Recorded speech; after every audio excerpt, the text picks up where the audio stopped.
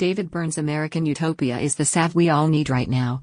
The vibrant concert movie, premiering Saturday on HBO and HBO Max, ATT/PDT, is directed by Spike Lee, capturing last year's hit Broadway production of the same name. The 105-minute film features a mix of talking heads favorites and songs from Byrne's 2018 American Utopia album, sprightly performed by Byrne and a group of suit-clad, barefooted dancers, most of whom also play handheld instruments. Throughout the show, the former Talking Heads frontman delivers disarmingly poignant interludes about the importance of connection, community, immigrants and voting, topics that take on new resonance with the looming presidential election.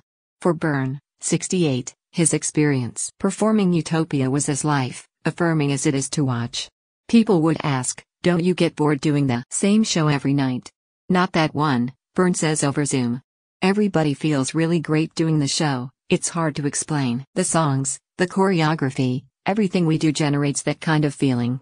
Byrne first met Lee at the premiere of the filmmaker's 1989 race drama Do the Right Thing, and reconnected in 2016 when Byrne appeared in his documentary Michael Jackson's Journey from Motown to Off the Wall. Lee attended an out-of-town tryout of Utopia in Boston last year and was immediately taken with the show. "It was right in his wheelhouse," Byrne says. Like the 1984 Talking Heads concert movie Stop Making Sense, directed by the late Jonathan Demme, Utopia is an ensemble film. It's about how all these people work together or trade places or each have a moment in the spotlight. And that's part of what Spike does, too. Utopia features slightly reworked but still joyous versions of Talking Heads crowd pleasers, including This Must Be the Place, Burning Down the House and Road to Nowhere. But one of the most powerful moments is actually a cover of Janelle Monáe's Hell You Tell 'Em About, an incendiary protest song in which Byrne and company chant the names of black men and women lost to police violence. Lee intercuts the performance with shots of victims' families and adds more recent names such as Breonna Taylor and George Floyd. Spike said, "We're going to bring family members into the theater," Byrne says.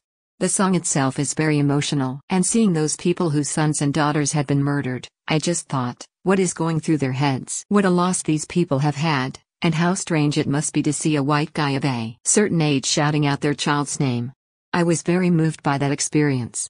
I thought it could very well have turned into, oh, this white guy's trying to cash in, but it never seemed like it fell into that trap."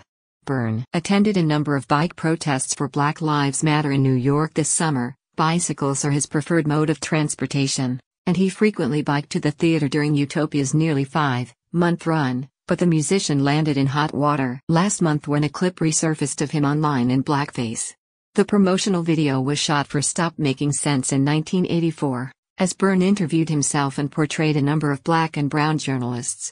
He issued an apology on Twitter, calling it a major mistake in judgment that showed a lack of real understanding. "In retrospect, you look at it and go, what was I thinking? How could I have done that?" Byrne says.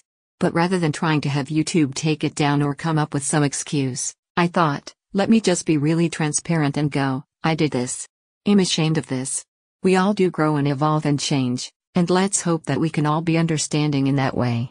Byrne says he hasn't written any new music inspired by this tumultuous year. "I feel like I'm still processing everything that's happening and trying to figure out how I respond to this." Nor did he tune into the first presidential debate between Donald Trump and Joe Biden. "I kind of had an idea of what it might be," he says. Instead, watching him thinking of ending things on Netflix. Utopia is scheduled to return to Broadway next September, after theaters are allowed to reopen next summer. But in the meantime, Hess focusing on his Reasons to Be Cheerful project, which started as self-therapy and promotes positive news. And Hess tirelessly working to encourage people to vote, a right the Scotland native got in 2012 when he became a U.S. citizen. "Not just this year, although this year seems particularly important, but always," Byrne says.